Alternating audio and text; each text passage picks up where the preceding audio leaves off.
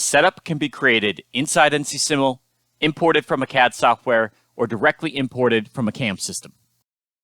This contains the part, stock, fixture, and any offsets used. Specifically, there will be an offset defined for the attachment point to the machine table. This is located next to the datum feature in the setup tree.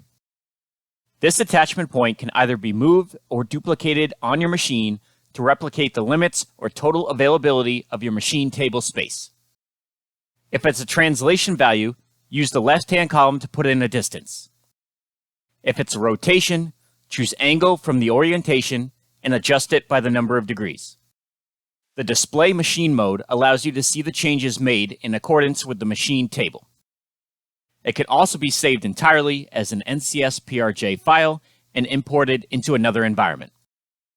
Now we can run a second G-code offset simultaneously on the same machine table, checking for all machine limits, over travels, and unreachable angles.